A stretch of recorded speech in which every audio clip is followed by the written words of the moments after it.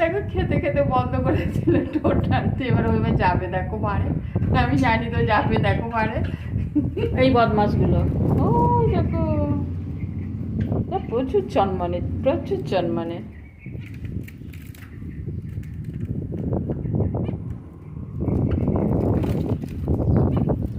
ফুরুত ফুরুত করে উঠছে, ফুরুত ফুরুত করে উঠছে।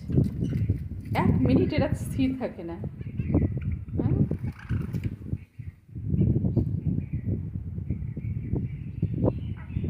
ঘাস দেওয়া হয়েছে, ওদের ঘাস।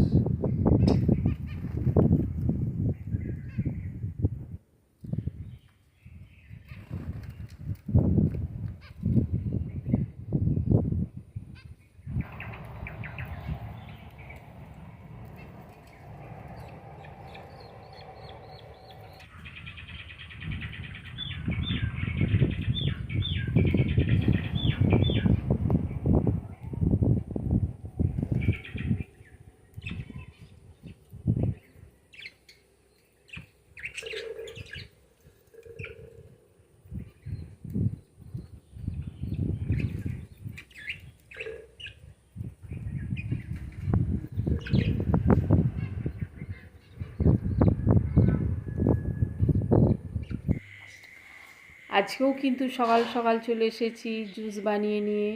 আজকে বানিয়েছি আমলকি, আপেল আর তার সঙ্গে একটা বেদানা ছাড়িয়ে দিয়ে দিয়েছি, দিয়ে মিক্স ফ্রুট জুস বানিয়ে নিয়েছি। কেমন হয়েছে তোমরা জানিও কিন্তু। আসসালামু আলাইকুম, কেমন আছো আমার প্রিয় ভাই বোন বন্ধুরা? আশা করছি আমার এই ভিডিওটা তোমরা যে যেখান থেকে দেখছো আল্লাহর রহমতে তোমরা সকলেই ভালো আছো, আর অনেক অনেক দোয়া করি তোমরা সবসময় ভালো থেকো। আলহামদুলিল্লাহ আমরাও সবাই ভালো আছি। আর হঠাৎ করে আমাদের বাড়িতে মেহমান আসায় দেখো ঝটপট আমি কিভাবে নাস্তাটা বানিয়ে নিলাম। দেখতে থাকো, আমার সঙ্গে থেকো আমার প্রিয় প্রিয় ভাই বোনেরা। আমি তোমাদের সঙ্গে সেইভাবে সময় দিতে পারছি না, এর আগেও বলেছি এখনও বলছি। তো তোমরা সবাই আমার পাশে থাকবে, আমার ভিডিওটা ফুল ওয়াচ করো আর লাইক দিয়ে দিও, কেমন?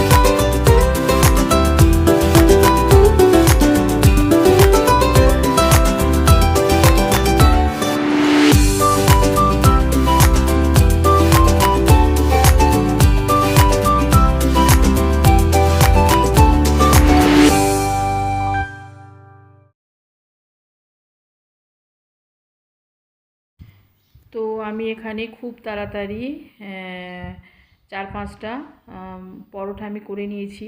তো ওরা গল্প করছিল, কিছুতেই আমায় ছাড়ছে না। তো অনেক গল্প, অনেক কথা, অনেক দিন পর দেখা, তো মনে করে আমার বাড়িতে এসেছে, এটাই আমার কাছে অনেক। তো এটা হচ্ছে আমার মেয়ের কলেজের বন্ধু, মানে যে কলেজে ছিল মাত্র 2 মাসের পরিচয়, তারপরেই আমার মেয়ে কলেজ চেঞ্জ করেছিল, কিন্তু বন্ধুত্বটা থেকে গেছে। তো কি বলবো, আর সেই বন্ধুত্বর টানেই আমার বাড়িতে এসেছে। তো অনেকটাই দূরে বাড়ি, তবুও আমাদের কাছে মনে করে এসেছে, এটাই আমরা অনেক খুশি। আর ওরা তো এসেছে, ওরা তো অনেক খুশি, আমিও অনেক খুশি। তাদের সঙ্গে গল্প করে একটু মানে টাইম পাস করতে পেরে আমরা অনেক ভালো লাগলো। তো কিছুতেই আসতে দেয়নি। তো যাক করে আমি ওদের কাছ থেকে এসে আমি ঝটফট করে একটু পরোটা, আলু ভাজা, ডিম ভাজা আর ডিম দিয়ে ওদেরকে নাস্তা করে দিলাম। তো এখন প্রায় বাজে 7টা। তো ওদেরকে ঝটপট আমি নাস্তাটা করে দিলাম, দিয়ে খেতে দিয়ে দিয়েছি। দেখো, এতক্ষণ যারা আমার ভিডিওটার সাথে আছো, তোমরা লাইক, শেয়ার আর সাবস্ক্রাইব করে আমার পাশে থেকো। আর এই হলো ইতিদি, আর এই হলো দুতি। তো অনেক গল্প তোমাদেরকে কি বলবো, আর অনেক গল্প, অনেক কথা, অনেক জ্ঞান, অনেক উপদেশ সব কিছু দিয়ে গেল। তো এই হলো দুতি, মেয়ের বন্ধু, 2 মাসের পরিচয়, 6 বছর আগে।